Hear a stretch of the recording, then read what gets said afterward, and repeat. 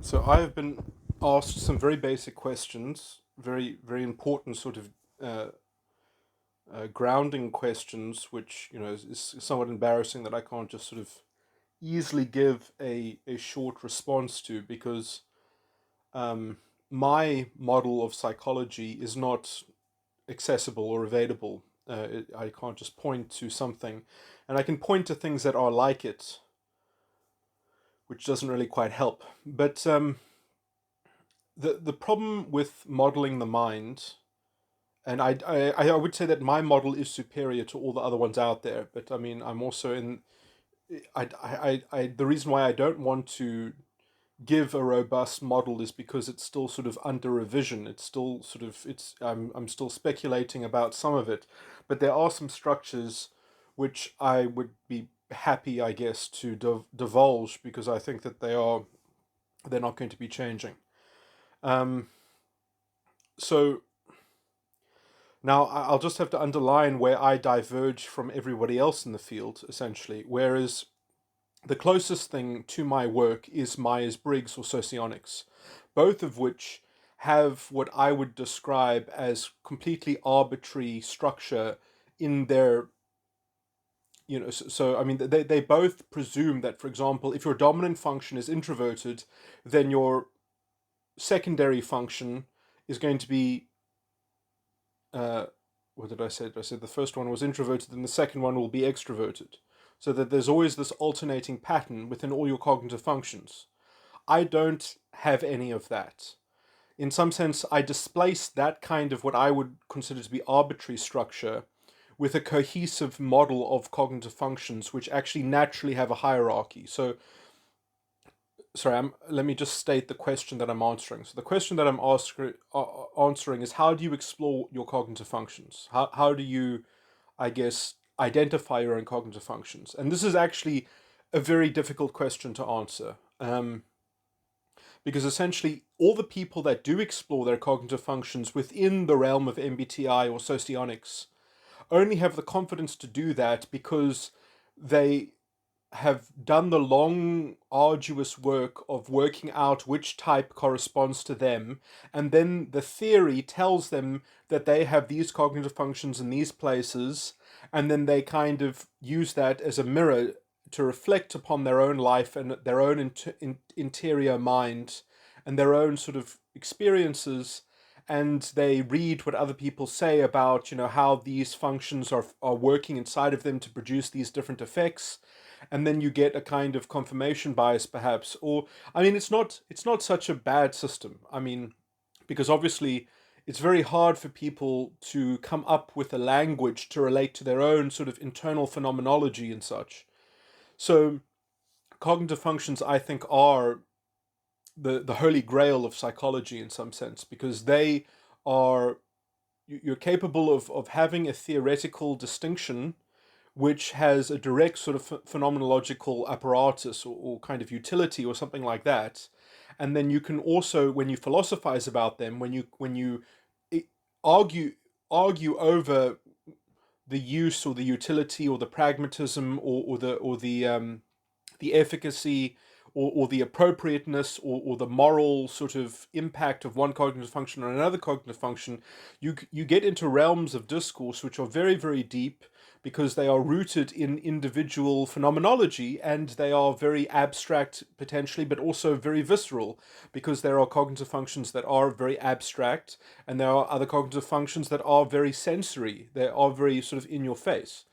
Now, that is the, and in some sense, because, well, we're consciously aware of these things, even the sensory ones are ones in which that they produce conscious um, uh, awarenesses, and so even the very visceral ones, have to be communicated. You have to put them into language. You have to put them into some kind of wording, um, and that's a very sort of ephemeral sort of thing. But now I'll say that perhaps there's a bias in my system to some degree, because in my system, I find that there are actually a lot less visceral cognitive functions. But I'll go into that because in regular Myers-Briggs or socionics, there are 8 cognitive functions. They have 8 definitions. I have 17 cognitive functions, which I have appropriated the 8 labels from Myers-Briggs and Jungian cognitive functions. Basically, Myers-Briggs uses the 8 Jungian cognitive functions, and socionics essentially does the same, but their definitions are slightly different. I have 17 cognitive functions, and as I've already said, that they have a particular hierarchy, they have a particular order. And so Myers-Briggs and socionics then have 16 types each in their sort of. I have 17 metatypes, and then there's another layer of complexity on top of that, which is that there is actually unique circuitry for metagram type, which I link. It's kind of like Enneagram a little bit, but it's more. It's a half Enneagram, half MBTI, because in my system, all the metagram types have a fixed correlation to metatype. Although that is a little bit still speculative. I have to confirm that empirically. But anyway, um, moving on. So if you want to explore your cognitive functions, if you want to get into some theory that is like my theory, that is much more well disseminated and is a lot of stuff that you can go read into, I would point you towards C.S. Joseph.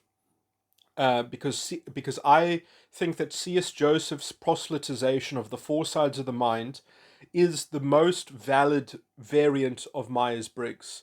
You can also find some other really good analysis and evaluation and descriptions of cognitive functions from other YouTubers and other people. Uh, there are some people, there's some amazing YouTubers out there that talk about particular MBTI types, and they get into the functional analysis and they get into sort of functional dynamics and mechanics that type seems to be possessed of, or that are prone to it, and all of those things are very, very interesting.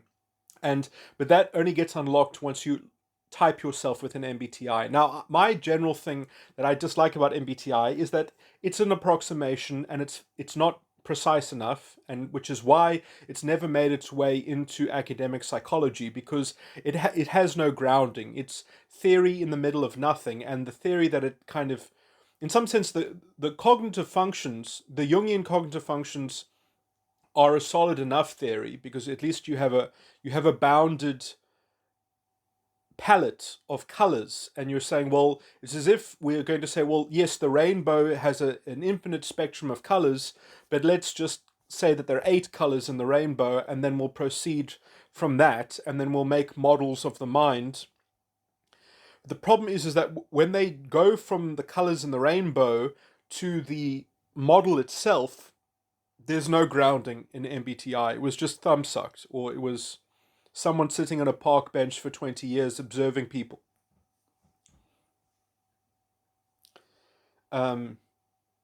Anyway, and then it's basically, it's all outer. Well, you can't really say it's thumbsucked necessarily, but it's kind of ad hoc theory, and essentially the ad hoc theory is around essentially the 4 primary roles, which is that you have a dominant function, a secondary function, a tertiary function, and an inferior function. And they've always been given different names. Some people call the dominant, C.S. Joseph calls the dominant function the hero function, the secondary function he calls the parent function, the tertiary function most people call the child function, and the 4th function people call the inferior. And then there are also 4 other functions, because everyone has all 8 functions represented. And then generally the 5th function they call the nemesis, the 7th function they call the critic, the 8th function they call the trickster, and that sorry, did I say the 7th function they call the trickster? Sorry, I got my numbering wrong. The 5th function they call the nemesis, the 6th function, I think I skipped over that. The 6th function they call the critic, the 7th function they call the trickster, and the 8th function they call the demon function. And then that was even expanded further in the four sides of the mind model, in which they don't just have the 8 functions, which is the first 4 would be your ego and the second 4 would be your unconscious, but in four sides of the mind they expand it into the subconscious and the superego. And in some sense, the subconscious is the reverse order of your ego function. So your inferior function is the dominant function in your subconscious, according to the four sides of the mind model. And for example, your child function in your ego is the parent function of your subconscious. And that pattern is the same for the superego and the unconscious. Now, okay, that's all I want to say about Myers-Briggs Four Sides of the Mind, because when you actually get into it, right, so basically if you know any two functions in any particular places, then you can know what type you're talking about. If you know exactly, or no, actually that's not even true. If you know their dominant and parent function, you know what type you're talking about. There's only one type in Myers-Briggs that has a parent function, a dominant function and a parent function of that kind. And so if you know any two, no, that's not true, because you see, if you know the dominant and the inferior, that's as if you only knew one, because anyway, it's not that important. But okay, so now in my system, you just need to know one function. If you know one function, you know what type you're talking about, because it doesn't have this internal pattern of, well, if your dominant function is extroverted, then your parent function must be introverted. It doesn't follow that kind of pattern, because in my system, there are 17 cognitive functions, and if you know which one of those 17 is your dominant function, then you just fill in your whole four sides of the mind there out. So if you wanted, and I'm going to try provide steps and things like that, but I mean, in some sense, this is not useful unless you already have definitions of cognitive functions. I can give you my definitions of my cognitive functions, but they haven't been elaborated, they haven't been proselytized and popularized in the same way that other people have gone into theory, so it might not be that useful. But essentially what I would recommend that you do, if you want to try to model your mind, and in some sense I'm going to caution that there are even it's harder than what I'm about to describe, because the metagram circuitry is going to disguise the meta type, which is my meta type is like MBTI. So your in some sense, what I'm saying is that your Enneagram type sort of circuitry is going to disguise the meta type that you are, which is why MBTI is generally successful, because people it's popular, people use it, it's in vogue, and therefore people already have a lot of communal sort of knowledge about this, where it's like, no, no, no, oh, you think you're this type, but actually you're that type, because it's a common misconception that people of that type will misdiagnose themselves in terms of their MBTI. So there's a lot of, people often when they're getting into it, it takes them quite a while to settle on what type they actually are. And the problem is that some people, I think, don't actually have a stable type, because I do think that it's an approximate system. You're not going to fit, because well, according to my model, there are 17 types. So if you have a model that only has 16 types, then someone's definitely going to get screwed. Someone has to share a pigeonhole with somebody else, which they don't belong to the same pigeonhole. So anyway, okay, so I'm going to tell you what the 17 pattern is, which you'll have to write it out, and then I'm going to tell you what the relevant parts of the sides of the mind, the most relevant parts of the sides of the mind, so that you can try. I mean, this is a bit speculative on my part. This is a bit of a theoretical adaptation, because I haven't made a recording on how to type yourself. So this is pure theory, and it's probably going to be very bad. So caution all around. Okay, so you have to write out my model of the cognitive functions, so that you have a baseline, essentially. So then you'll know that that is the pattern, and then you'll, well, well, it's not even that I'm going to describe the pattern. The pattern has two parts to it. It has the cognitive function structure, and then it has the model of the false ego complex, which is basically the overlay, and then you have to match how that overlay is going to fit over the cognitive functions to know what type you are, essentially, and to know which functions are in which slot. So I'm first going to give the list of the cognitive functions, and then I'm going to talk about the slots or the roles from each side of the mind and how they overlap and such. That then you have to find out where the roles and the sides of the mind overlay onto the cognitive functions, and that would be how you would type yourself as a metatype within my system. Okay, so I'm giving you right now just the beginning sort of thing. Now, this is a bit confusing as well because you can't just write out the 17 cognitive functions. You have to kind of write them out twice, probably, because the thing is that the overlay doesn't fit within the seven, because basically the 17 cognitive functions repeat themselves. That essentially, if your dominant function is the 17th cognitive function, then your parent function it goes over the top. It goes from 17 to 1. So I'm just saying that you kind of have to write it out maybe twice, and then get the stencil and then find out where it overlays. Anyway, so it's a kind of technical sort of problem there. But anyway, okay, so the cognitive functions go in this order. The first dimension, or the first cognitive function, is extroverted feeling. And I think I will actually give out their one name, their one word name, because that will just give it some substance as well, perhaps. So the first, you see, this is not good to do. I should rather just have it presented as a visual list or something like that. Maybe I will actually do that in this recording. I think I could just give that list. It's nicely written out already. But and I'll add the one word titles to them as well as. Okay, like these the long form of the function. See, I've got all these definitions and I've got all these titles.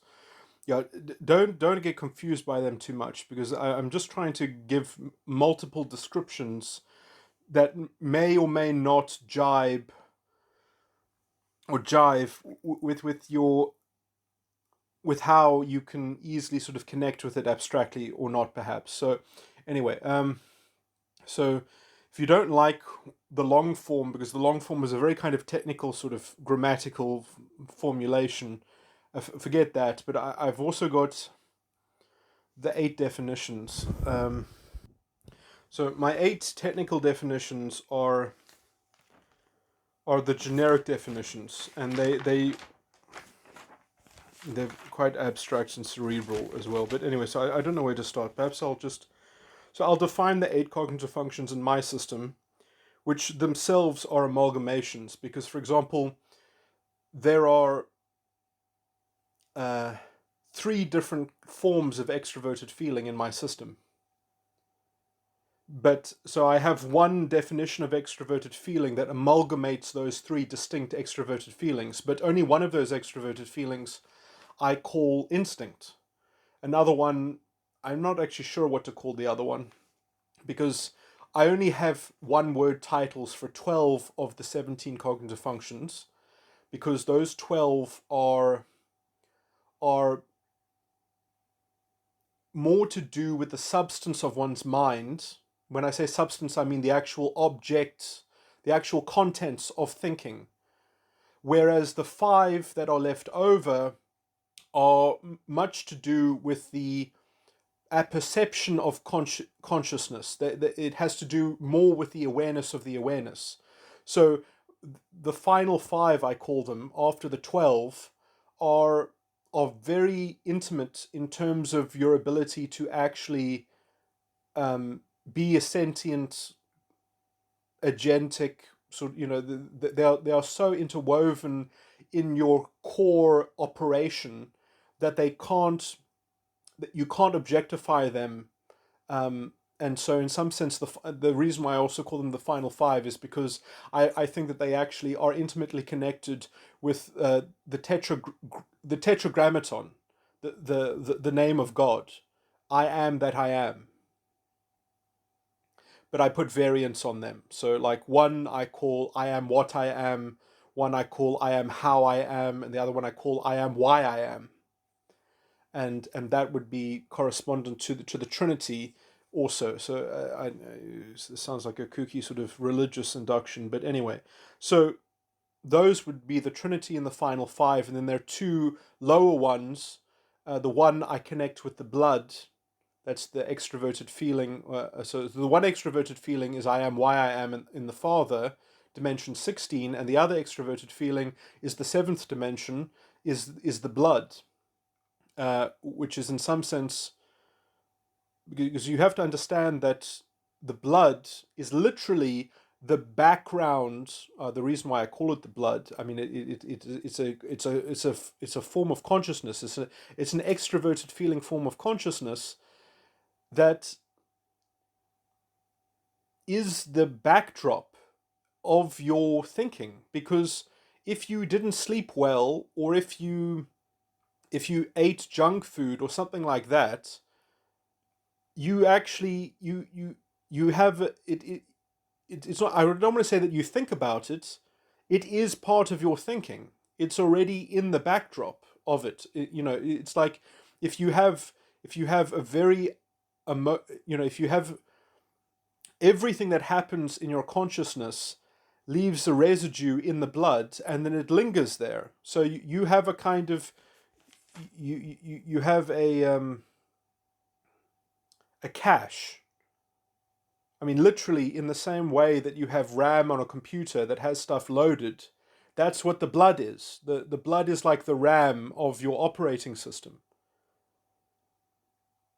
And if someone messes with your blood, if someone injects narcotics into your blood, then your RAM is fucked up and you can't think straight.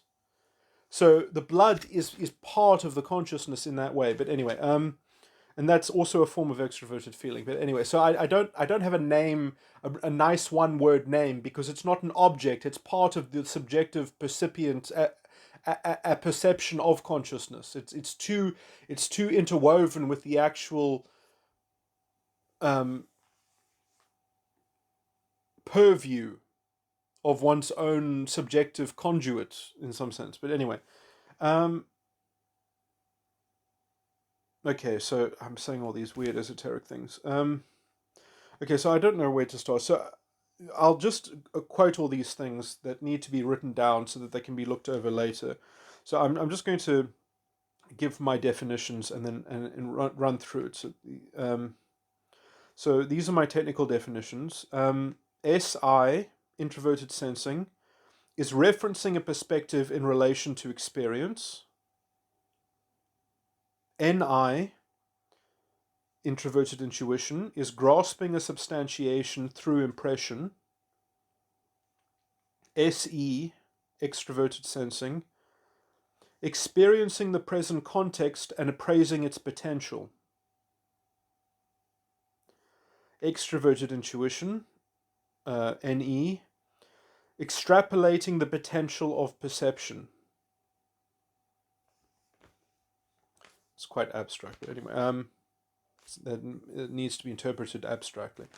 FE, extroverted feeling, determination of expression, in parentheses, any presentation, by realizing the potential of situation, in parentheses, any substance. Let me just read that without the parentheses and then with.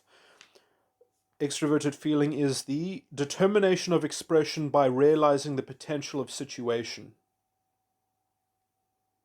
And then the parentheses essentially quite in almost quite an esoteric way abstract from that, because there is quite an abstract version of extroverted feeling.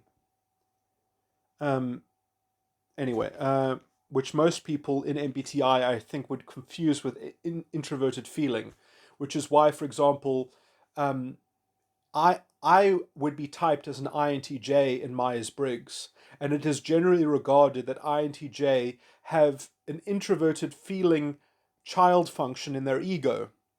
I disagree with this. I say they don't have introverted feeling, they have extroverted feeling.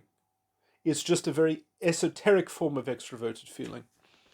Okay, introverted thinking, TI, determining and applying a substantiation to a correlation. FI, introverted feeling, applying one's own measure of worthiness or value. And extroverted thinking, TE, constructing and directing one's observation of apparent truth.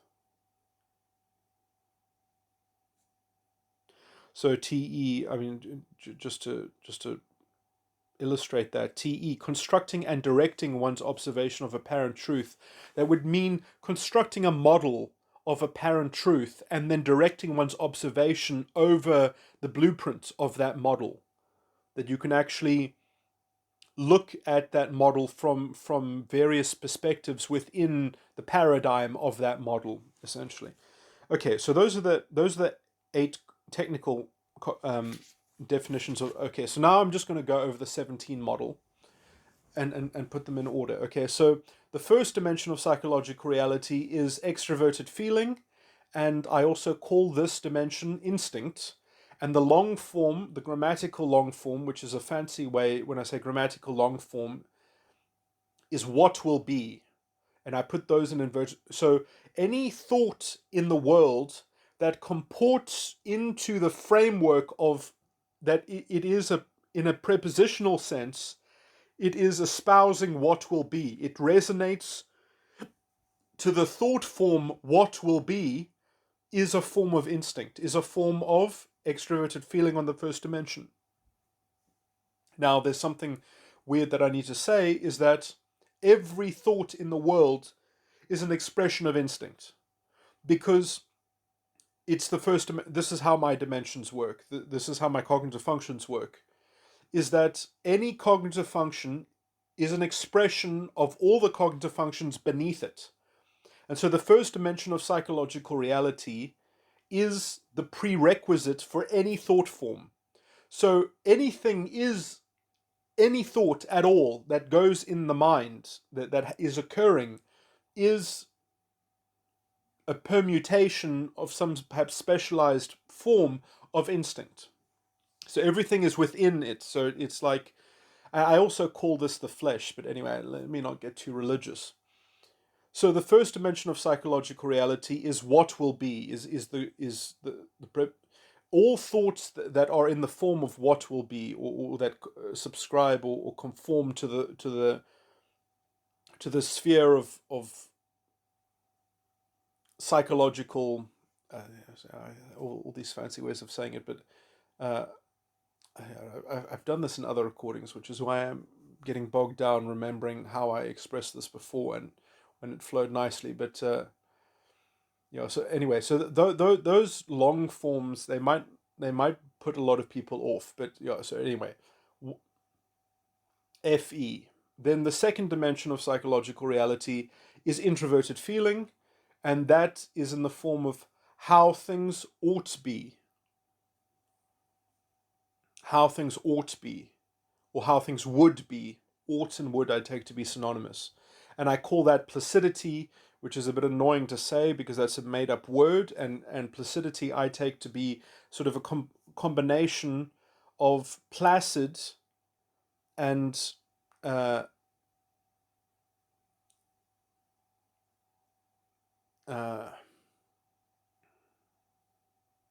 facile, in that, so it's both calm but fluid, so it's very much like water in some sense, but oh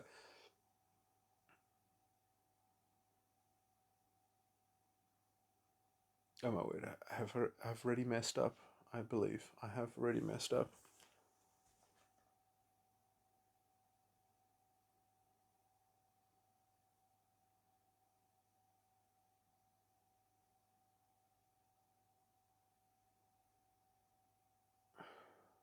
Have I messed up? Yes, I have. It's not how things ought to be or would be, it's how things should be. Yeah.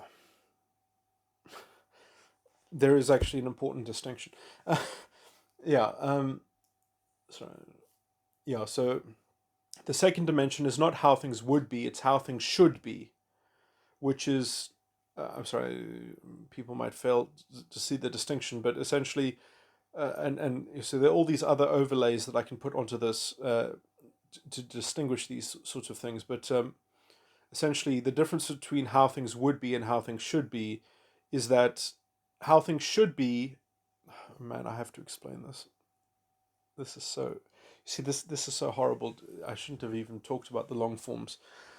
The reason why it's so hard to talk about should and would is because it matters if you're talking in the first person or to the third person.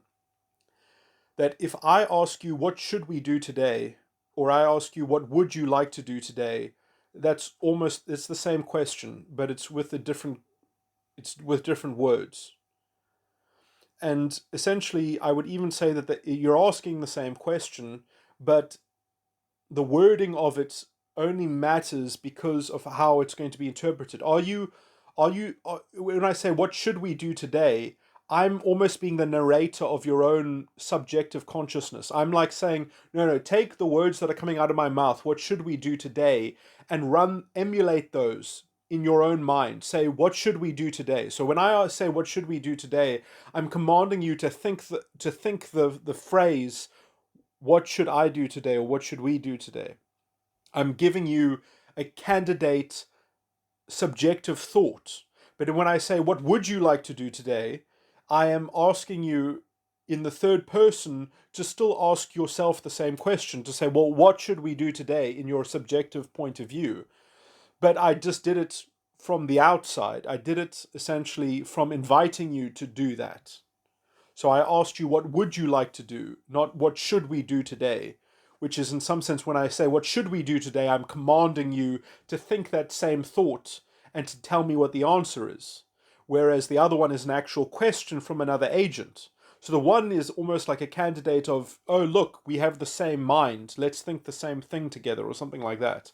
Now, this is a confusing thing because the difference between should and would in in communication is ambiguous because it depends on the context. Like I don't, yeah. So if I say how should you do that, or how would you like to do that?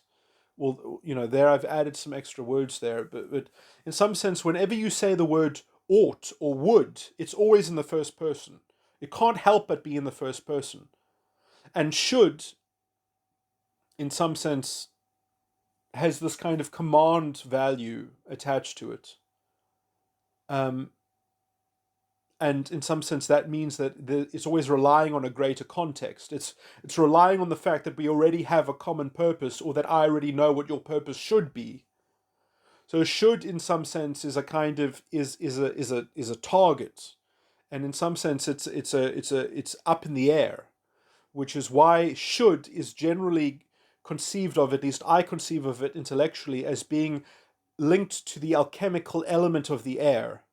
And would, oh my word, I've just messed it up. I've just messed it up again. It's the opposite, is that ought and would is the air, and that should is the water. But anyway, the alchemical element of the water. This is, I must say, it's much easier. I worked out a way around this. The way around this is to not use the word should or would, but to use the word shall instead of should, and ought instead of would. Because if you say ought, you are talking to the second person. You are addressing yourself to a second person. And if you say shall, you are addressing yourself to a second person. And then you don't have that ambiguity between, if you're talking, it's in the same way in how people when they used to speak, they used to say one instead of, what should one do? What is one to do in this situation? Generalizing, essentially, because that's the problem, is that in the context of a generalization, you don't know, the word should or would becomes ambiguous. But at least shall and ought keeps it sort of in referencing a second person. Okay, anyway, this is so awful to get into this bullshit. Okay, so the second dimension is how should, how, how should things be, or how should it be, or something like that. And I call it placidity and its introverted feeling. Um, how things should be. So yeah, all thoughts that are sort of on the wavelength of how things should be, or how things shall be. The personal disposition of how things shall be. I think I also used to call this form of this form of FI disposition, because this form of FI is your disposition on something. It is your uh, uh, I think I also linked it with the word a little bit, sort of like substance or something like that. But anyway, because it is linked with the word substantiation. Anyway, your sort of your core dispositional substantiation, or at least your ethical sort of framework or something.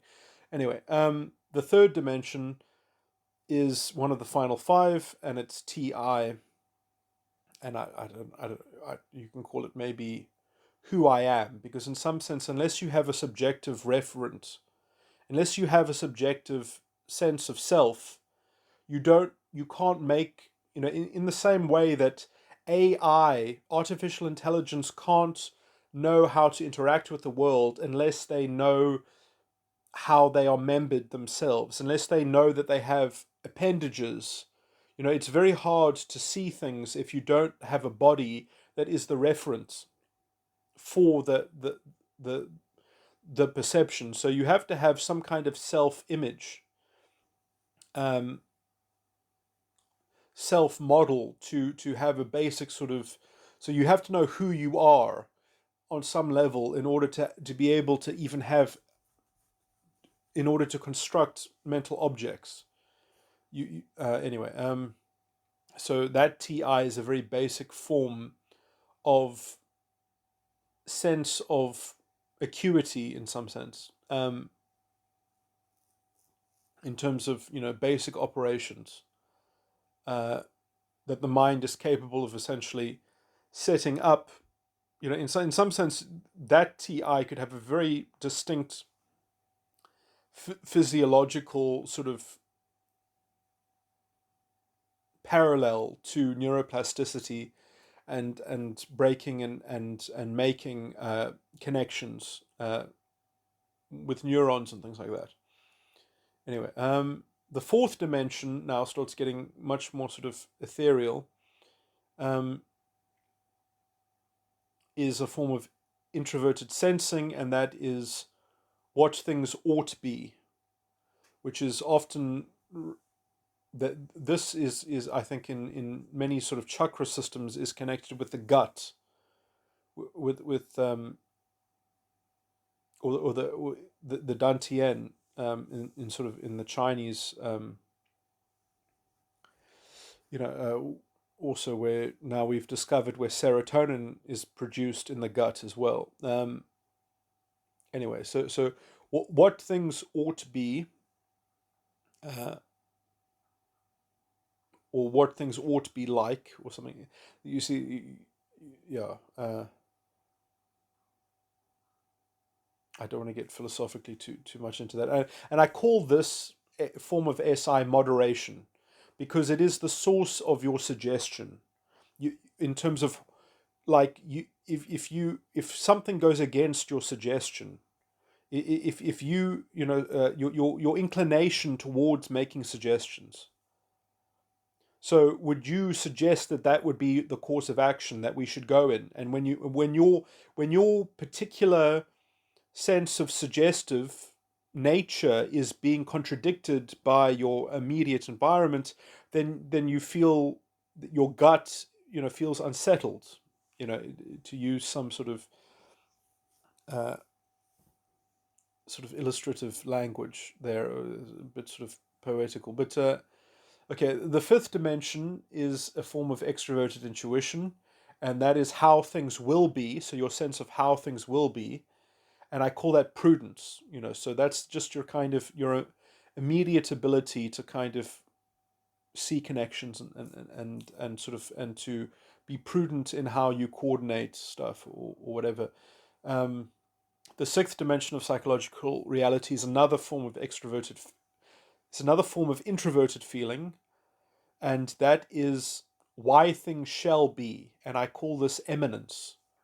So your sense of why things shall be, I think it's very archetypally connected with the salt. You know,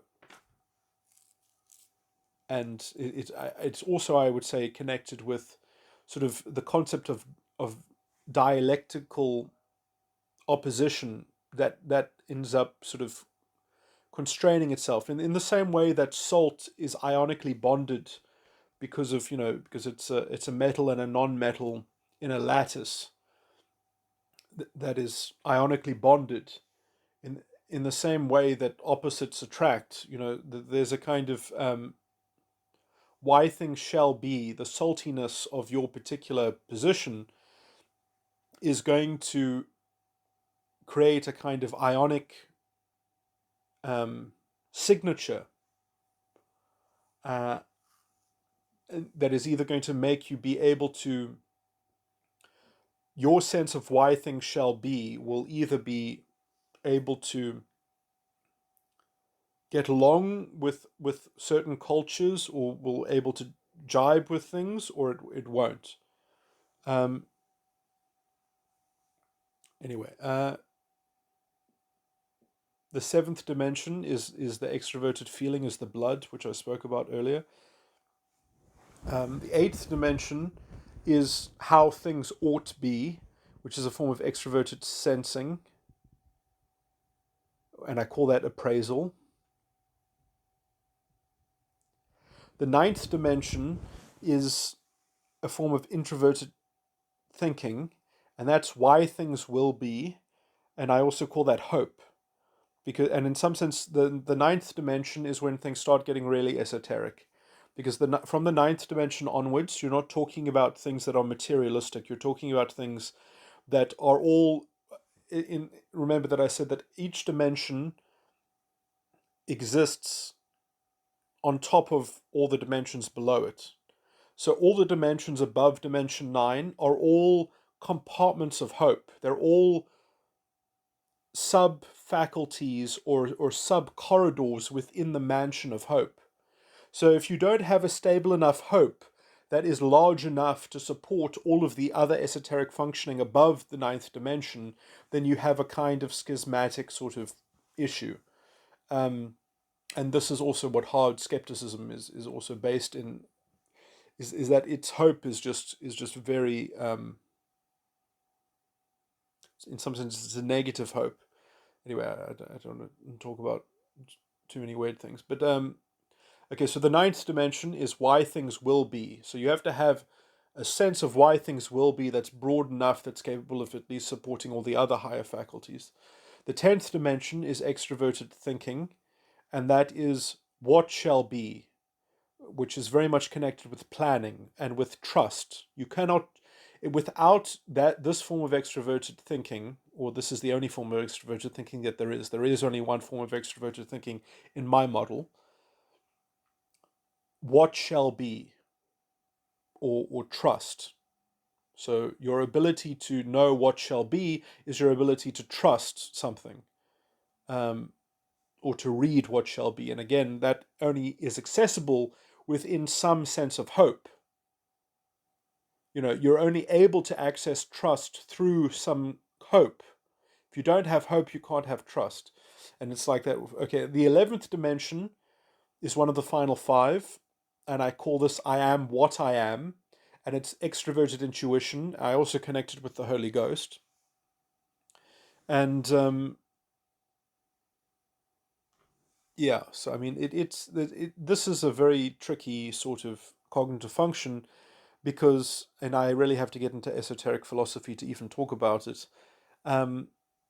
because basically, if you think that what you are is essentially something that is subject to time and space and energy and emotions or some kind of external locus of control, if you think that you are ruled over by the universe or by some kind of scientific, sort of objectivism or something like that, then I am what I am becomes essentially a second fiddle to some narrative or to some sort of external sort of thing.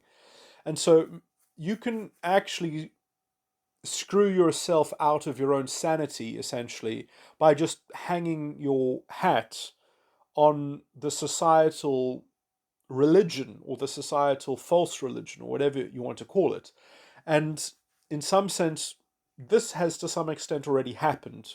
Because if you have a false ego complex, which essentially everyone must have, you have already submitted yourself into the acquisition of an objective knowledge, essentially. Through, I would say that this is unavoidable through the acquisition of a first language. That when you sort of developed as a child, as a very young child, in the process of going towards developing a first language, you end up subverting I am what I am into some kind of pursuit of the knowledge of good and evil. But anyway, this is getting very esoteric and religious.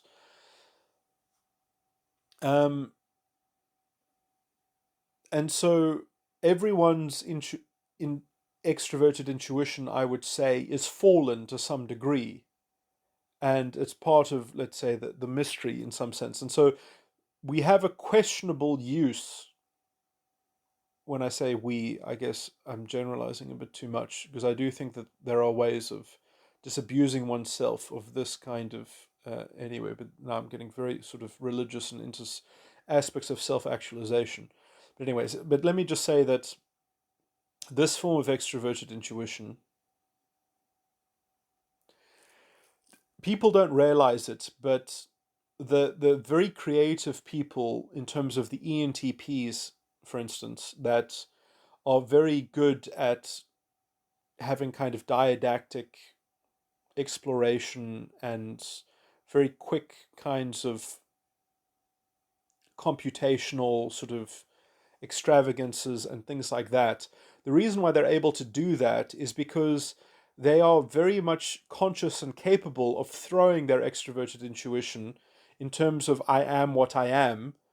They are used to throwing I am what I am under the bus, and they don't care about it. They've grown sort of callous about it. That's the way of the world, or that is how thinking is done. And in some sense, it's not necessarily their fault, because it just so happens that either their extroverted intuition happens to fall on one of the the aspects of their structure of their false ego complex to be one of the ones that is doing a lot of heavy lifting, or it's taking a lot of pressure from the pathological structure, and so it's being used as a busboy or something like that. Anyway,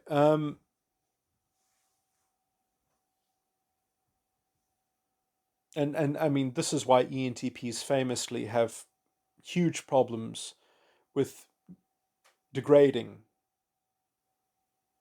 their own sort of soul at quite a deep level. Even the kind of they get into degradation, which they can't really extricate themselves from. But anyway, I don't want to get too much into psychologizing certain types. But anyway, uh, the 12th dimension of psychological reality is the first form of introverted intuition, and I call that liberty. And the long form of liberty is why things are. So anything in the notion of why things are is a form of introverted intuition of the 12th dimension. The 13th dimension is another form of introverted intuition, and I call this faith. And this and this comes in the form of why things ought to be. So when you have a thought process in the form of why things ought to be, then it's a form of faith. The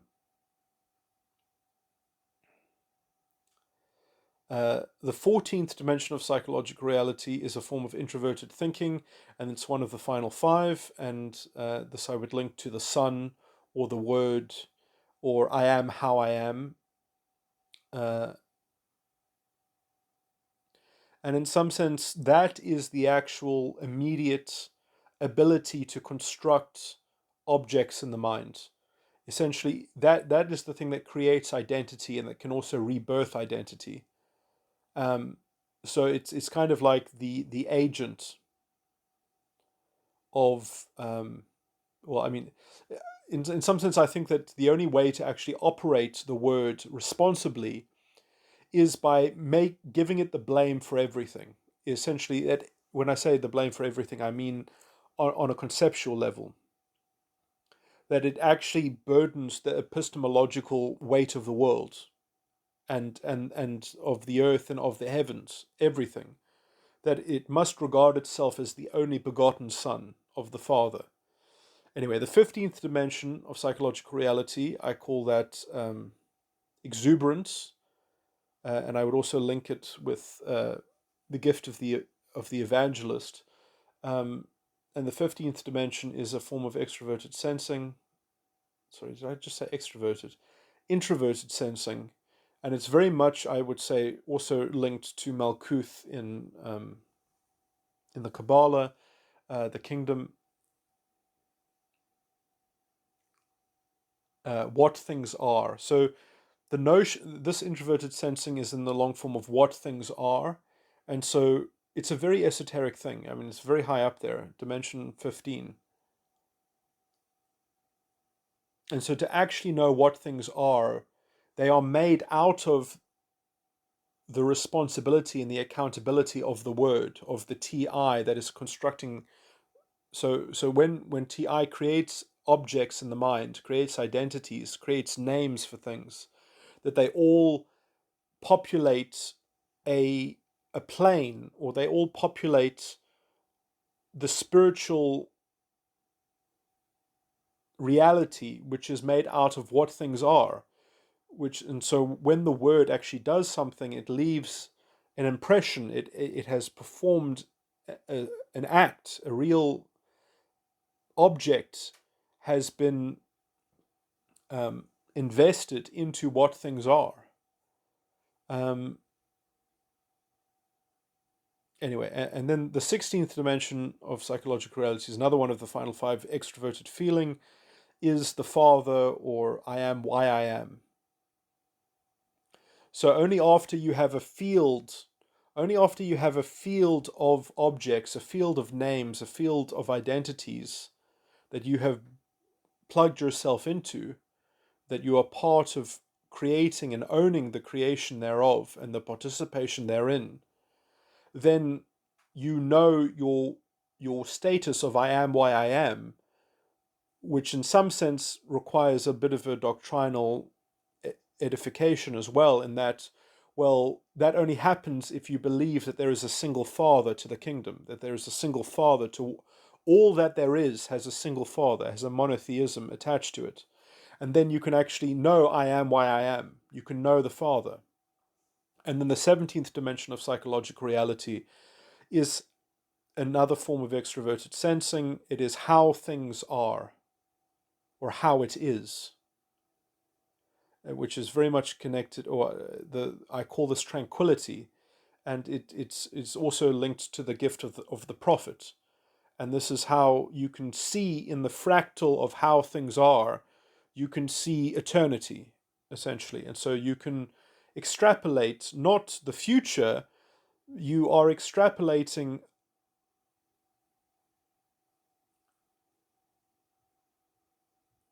because in some sense there is no future. It's all just an unfolding of the fractal of how things are.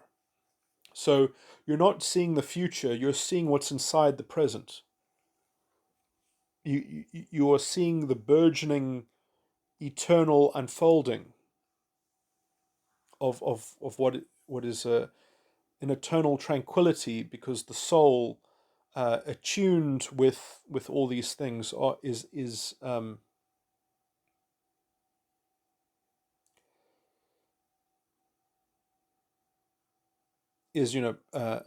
just uh, I don't want to create a meta narrative because it will just sort of poison it. Um,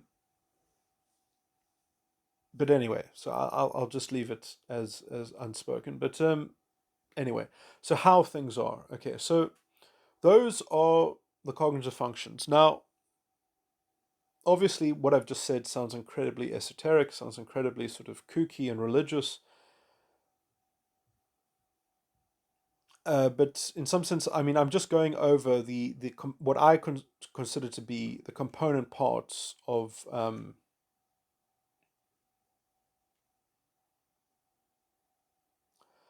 cognitive grammar.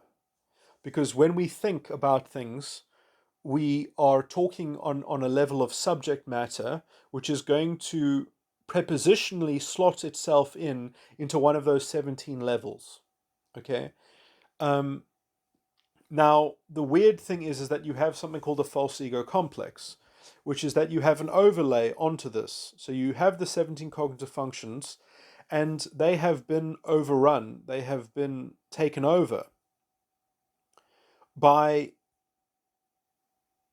I guess I'm going to give another rundown of where the psychological, the origin of the pathology. So essentially what happens is, before I think you learn your first language pretty much, you're in the Garden of Eden in your own mind.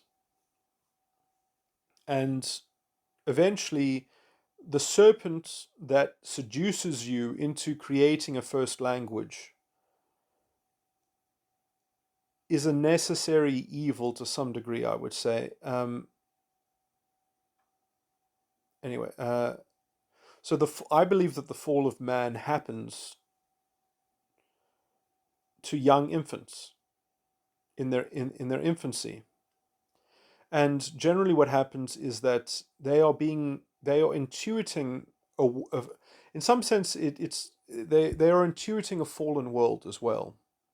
They're intuiting a world that has people talking language in it, and they don't want to give up their natural truth and their natural sort of true being or whatever. Um,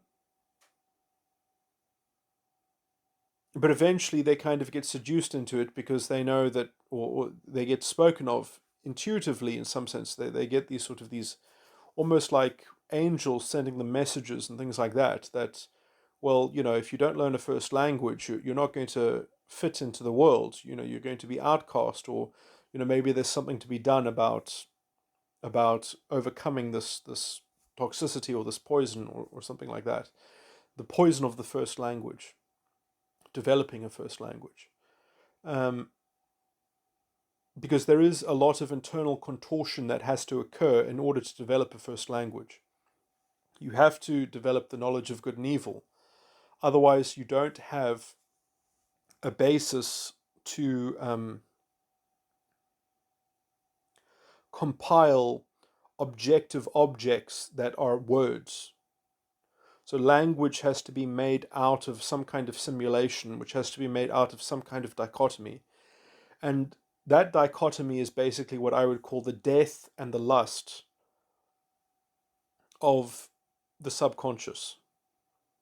But it's more complicated than that, because the death and the lust of the subconscious, which is the knowledge of good and evil, rather the knowledge of evil and good in that order, the death is the knowledge of evil and the lust is the knowledge of good in the subconscious. Now, this is actually, even within my own language, this is the wrong way of saying it. Because in some sense, the subconscious does not have a death or a lust. Because for the subconscious to have a death and a lust, it has to already have died. And the thing that would have had to die in order to produce it would be the superego, which is the thing that gets you in, which is in some sense the serpent, which is the false prophet.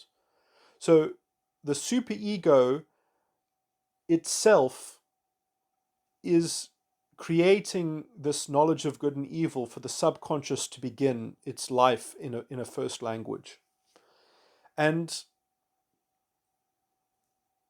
that floating parent function in the superego is the false prophet. Now, the weird thing about this floating parent function is that it itself does not have a death, it does not have a lust, and it does not have a dominant function. It's completely hollow. It's just a floating parent function. So where the hell did it come from? It's a weird little serpent. I don't know where it comes from. It's an imaginary avatar. It's imaginary. It is, in some sense, in fact, it is a reflection of the Holy Ghost, which is in some sense it is the tree of life, which is also the tree of the Holy Ghost. I mean, this is my understanding of what's really going on in psychology. So I mean, you won't find what I'm saying in the Bible, but I think it's consistent with what's in the Bible. But that's not important anyway to many people. But basically, the tree of life. What is the tree of life? The tree of life is in the midst of the Garden of Eden. So to have a Garden of Eden, to even be a conscious being that is capable of sentience and that starts off sentient, you have to share one of your cognitive functions with the world.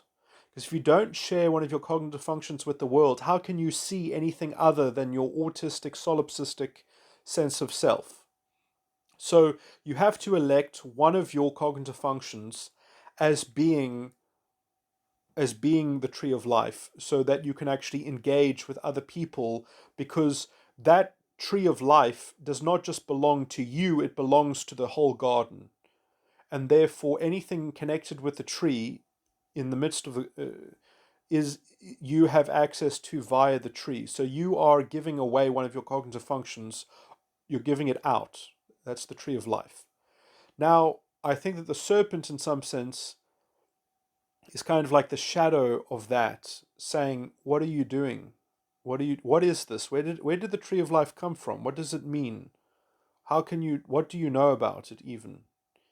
You only know what you've been told about it, but what do you know about it? You don't have, and then so you need to know about it, but it's dangerous to know about it, because to uncover the Holy Ghost, I mean, it's even called the ghost. I mean, what is a ghost? A ghost is something that's dead. A Holy Ghost. So it's divine. It's divine death. What is a divine death? The Holy Ghost. It's holy and it's dead. So what? Do you see a ghost? How do you relate to it? So it is the tree in the midst of the garden. And as soon as you know the knowledge of good and evil, then you're banished from the garden and you can't eat from the tree anymore. So you can't eat from the tree anymore. And instead, what you have is you have the knowledge of good and evil, and you have the promise from the serpent. That's all you have. So there are lots of things happening here. So there's the life of you as the subconscious, which is all you have is the knowledge of good and evil. And then there's the life before your first language, before you committed to developing a first language, which is when you're still in the garden. And the thing that gets seduced before you, I mean, Eve gets seduced before Adam gets seduced. And I would even say that Adam never gets seduced. Adam has to cajole himself. And he cajoles himself because Eve has already eaten of the fruit. So Eve, I would say, symbolizes the knowledge of good, and Adam symbolizes the knowledge of evil. And Adam doesn't even, I would say, commit to pursuing this knowledge of evil until he already extracts some weird kinds of commitments from that floating parent function, from the tree itself in some sense, from the spokesperson of the tree supposedly, which is the serpent. So, the serpent is this fake spokesperson of the tree.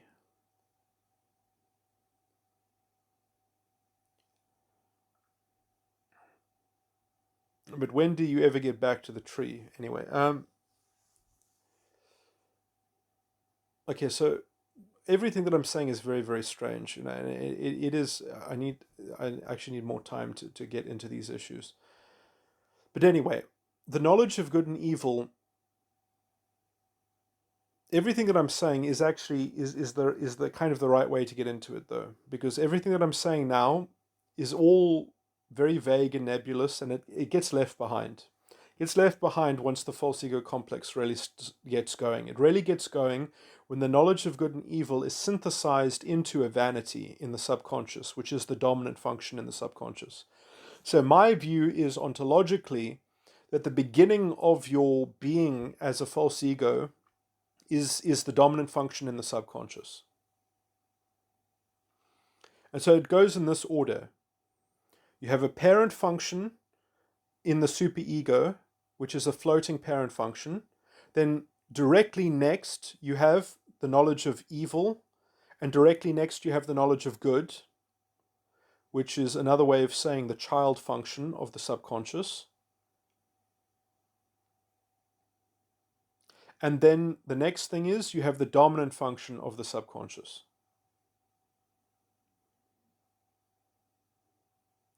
In that order. So that is the first side of the mind, ontologically speaking. Now, I'm going to slightly contradict myself maybe, is that the floating parent function in the superego, I believe, and I still need to kind of think about this more, I believe that it kind of creates a magnetic resonance to the ego, even though the ego hasn't even properly developed yet. But I think that the parent function kind of creates a connection with the inferior function in the ego, and it tells that to the knowledge of evil. Because Adam won't commit to the subconscious project. The dominant function in the subconscious will not emerge until the inferior function in the ego has been settled upon. I think that the floating parent function in the superego actually has to tell something about the inferior function, the ego's inferior function, to the subconscious death or the knowledge of evil, before the knowledge of evil will allow the dominant function in the subconscious to develop or to fully manifest.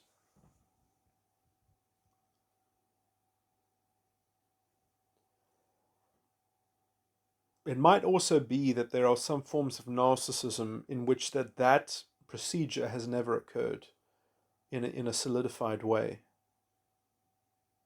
Anyway, I'm not going to speculate on that, but let me move forward. So I think that is also part of the story that happens right at that really strange nebulous phase, right at the beginning, kind of very, very early life. Maybe a lot of this is even you start developing a first language because you had the knowledge of good, but you only really develop a proper subconscious dominant function once the knowledge of evil is properly added to it.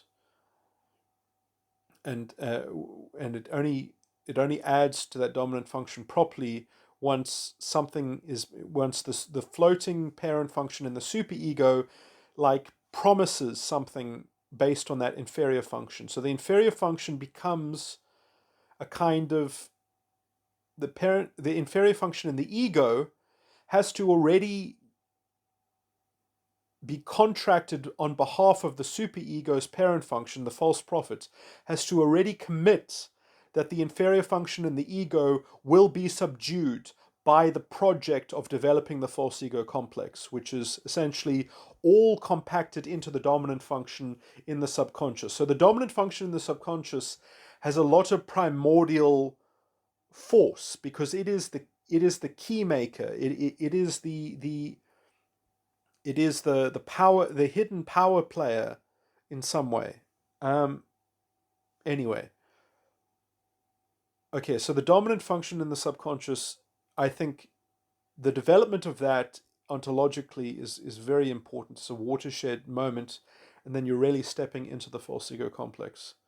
Okay, then as soon as you are in the subconscious, then you have the parent function of the subconscious, which is the next dimension. Then you end up with an inferior function in the subconscious. and you end up with a sin, which is the next dimension. So let me just draw it all out again. You have the floating parent function of the superego, the knowledge of evil, the knowledge of good, which is also the child function in the subconscious. Then you have the dominant function in the subconscious. Then you have the parent function in the subconscious. Then you have the inferior function in the subconscious. And then you have the sin in the subconscious. Now, this is complicated, but basically the inferior function and the sin in the subconscious becomes the death and the lust, or the death and the child function of the unconscious. And the death and the child function in the unconscious is basically like Seth. The death of the unconscious is like Seth. And the reason why Seth was born is because the parent function in the subconscious was killed by the dominant function in the subconscious. So the subconscious had a parent function, and then they had a war. They didn't like each other, and the dominant function killed its own parent function. And therefore, the inferior function and the sin of the subconscious go and start their own project. They go and begin a new story. And basically, the inferior function and the sin then becomes the death and the child function of a new side of the mind. Because basically, if the parent function is no longer functioning in the subconscious, then the inferior function in the subconscious is poison to the dominant function. The inferior function is so uncomfortable to the dominant function, it just doesn't want to deal with it, because the subconscious dominant function is happy, it's stable, it doesn't have a problem in the world, and so it just tells the inferior function to fuck off. And so the inferior function does. And it goes and it makes a new side of the mind. It makes the unconscious side of the mind. And essentially, this is not a problem for the subconscious until the dominant function in the unconscious develops. Because when the death and the lust in the subconscious amalgamate into a new dominant function, then you have, in some sense, you need a power sharing arrangement between that new dominant function and the subconscious dominant function. And this is generally what I would call Keegan stage 2, maybe developing into Keegan stage 3. Like this is the problem between developing from Keegan stage 2 to Keegan stage 3. Because the subconscious tells you, this is what I want and this is why I want it. And I produce why I want things. I know why I want things. Don't question me. I'm the source of all motivation. And Keegan stage 3 says, well, how do you look from the outside? What is the objective reality around this? What is the objective meaning of this? What you want is self-contradictory. What you want is weird. What you want, you're self-defeating yourself half the time when I look at this from an objective perspective. So the unconscious has a different perspective to the subconscious, and it can outsmart the subconscious, but the problem is that it's only alive because of the subconscious. In some sense, it is only there because the subconscious couldn't even keep its own house in order. So the unconscious is a precipitation of this drama that happened within the subconscious itself. And so the subconscious is kind of at war with itself. But anyway, now, this is very important because the relationship between the dominant function in the subconscious and the dominant function in the unconscious, when that relationship starts to be mediated, it has to be brokered. It actually develops into what I call metagram circuitry. Because up until that point, you only had a metatype.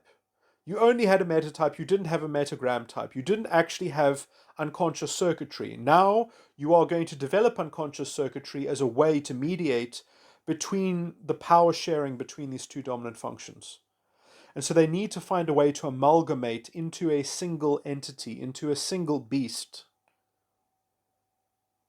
And so the actual important parts of the false ego complex are the dominant function in the subconscious, the parent function of the subconscious, the inferior function of the subconscious, and the sin of the subconscious, which are themselves also the death of the unconscious and the lust or the child function of the unconscious, and then the dominant function of the unconscious. That's 6 things. Then you also have the parent function of the unconscious, the inferior function of the unconscious,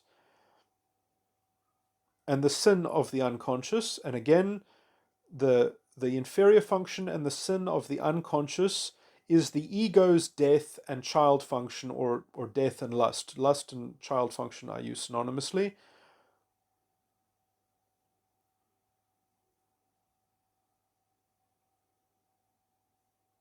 And then you have the dominant function of the ego.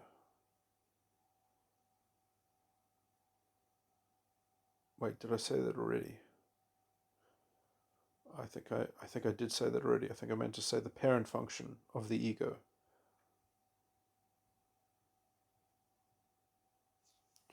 Let me just count that again. So you have the dominant function of the subconscious, the parent function of the subconscious, the inferior, the sin, which are also the death and the child of the unconscious, and then the dominant of the unconscious, and then the parent of the unconscious, and then the inferior of the unconscious, the sin of the unconscious, which is also the ego functions, death and child function, and then you have the dominant function of the ego and the parent function of the ego. And those are all the relevant things. Those are the 10 things that make up metagram circuitry. Those are the things that are doing metagram circuitry in my current model. And then the inferior function of the ego is after that, and that is one extra. And it is kind of important, but it's very complicated. The inferior function of the ego, in my view, is, as I said, I linked it right at the start. I said that the floating parent function in the superego has actually done something weird with the inferior function and given a promise over to the knowledge of evil, which has then sort of been impregnated and been part and parcel of the synthesis of the dominant function in the subconscious. So there's a kind of holdover promise that has been transferred to the dominant function in the subconscious, which in some sense gives it the temerity, and it gives it the impetus to go through this whole chain of development, because it knows that it's going to be validated by the finish line, which is kind of like that the inferior function at the end of the system is going to allow itself to loop back around. So it becomes, those 10 functions become a loop, become a stuck record that you're trapped within. And the only way to actually get out of that is, I would say, you have to kind of unplug the last 3 functions. You have to unplug the dominant function in the ego, and you have to take the parent function of the ego and the inferior function of the ego. You have to take those 3 things, and you have to sort of rehabilitate those 3 things. And there's and that's what all my recordings that talk about the crucifixion are all talking about. Now, anyway, the reason why I'm giving these things in these kinds of order is because these are the templates that you'll have to play with in order to find out what type you are, I guess. Now, the reason now I need to talk about why it's more complicated than even everything that I just said. So if you write out my 17 cognitive functions and you write out a stencil of these functions that I just spoke about in the order that I spoke about them, and work out where you are, the thing that's weird as well is that the metagram circuitry itself is an added complication on top of this stuff, because the metagram circuitry itself will be comprised of cognitive functions from the 17, almost at random. I mean, it won't exactly be at random, but basically, I've just spoken about the structure of the false ego complex from the perspective of a kind of empty, hollow structure and an empty, hollow form, whereas the pathology itself doesn't just take the form of, well, you developed a first language out of the knowledge of good and evil. You actually didn't just get a general impetus to do that. You had a specific impetus, and that specific impetus is made up of a particular subject matter. It's made up of a particular mind fuck. And so your mind is actually under the command value of a kind of a sentence that you have thought up. And it's more complicated than that, because not only is there a basic command that you are fulfilling like a zombie, but there are hooks that that command has in the structure, which are specifically related to the inferior function and the ego. So I actually think that the most important thing to understand is to philosophize about the inferior function and the ego, because once you know what your inferior function and your ego is, then you will be able to hone in and focus metaphysically, perhaps, or to try to uncover thematically through through some process of long-term observation, perhaps long-term phenomenological self-inquiry and things like that, that you would actually uncover the form of your recurring fatalistic drama that you are putting yourself through. Because the inferior function is the bridge between the parent function in the ego and the dominant function in the subconscious. It was the original abuse that the false prophet, that the floating parent function and the superego, the original abuse that you did to your own cognitive functions was taken out of that inferior function. There are beautiful descriptions of this, I think, in the book of Revelations, where it talks about the woman who rides on the back of the scarlet beast that has written on her forehead, mystery,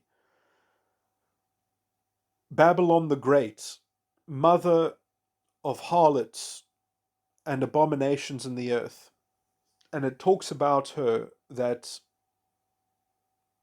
the waters that her scarlet beasts are situated on top of are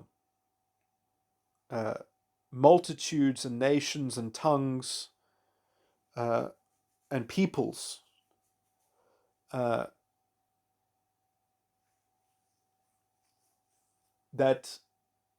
that fatalism, that glue that keeps this cycle, this internal cycle recurring, is a anyway. This is I should have said this right at the start, that like I can't in good conscience give advice to people on terms of psychology, because first of all, I'm not a clinician. I'm a theoretician, and so everything that I say has to be placed under the caveat of speculation.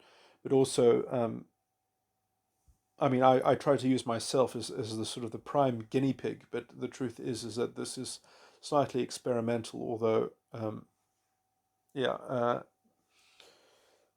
But I should say as well that in Scientology, I believe that this is probably very closely related to the subject of what is called the service facsimile, and it is generally regarded that someone is not really qualified or capable of confronting their own service facsimile, that they are not capable of surmounting it by themselves without some kind of rigorous procedural treatment or kind of therapeutic sort of process of in some sense. Scientology is not about applying a method to you. It is about you regaining your own agency and your own self-determinism, and they often uh, are just trying to facilitate your self-healing in some sense, is actually how the technology of Scientology is structured. But it is generally regarded that, you need help in processing your service facsimile.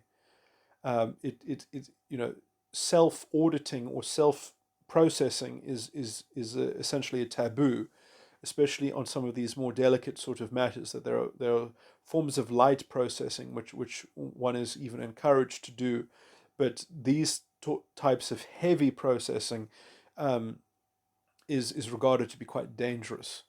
So I'll just put that all there. And a lot of what I see in my work is that I am trying, I would say, to see if I cannot find a deeper structural basis to a lot of the technology in Scientology.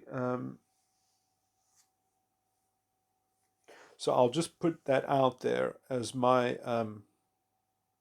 Obviously, I mean, there are things that I say which don't comport with. Well, I mean, they do and they don't, but they don't strictly sort of obviously fall in line with Scientology in terms of there's no, I would even say that there's no there's nothing, I mean, particularly Christian, you know like a lot of what I do relies heavily on essentially the scripture as essentially a prime mystery school. I mean, I consider Christianity to, in my view, I mean, I haven't found a better mystery school, but I mean, that's how I treat Christianity, as a mystery school. Um, I'll just leave that subject at that. But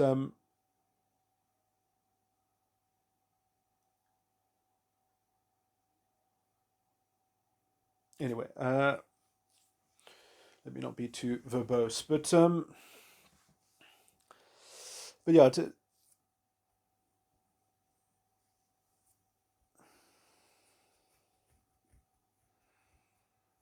yeah, but I do need to give this question more serious thought about how to get people into perhaps exploring my models in a realistic way that is accessible to them. Um, I mean, one of the most basic things would be for me to write a book, which I can't say I'm that. But I mean,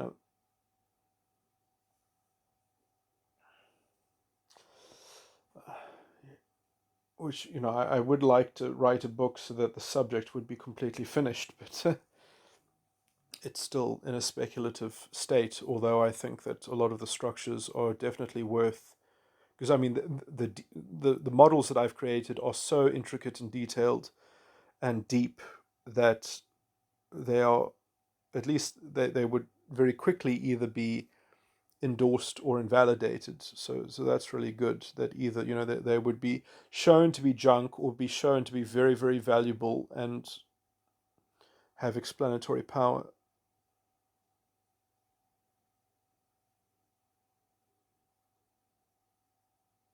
Okay. Well, anyway, I'll stop this recording.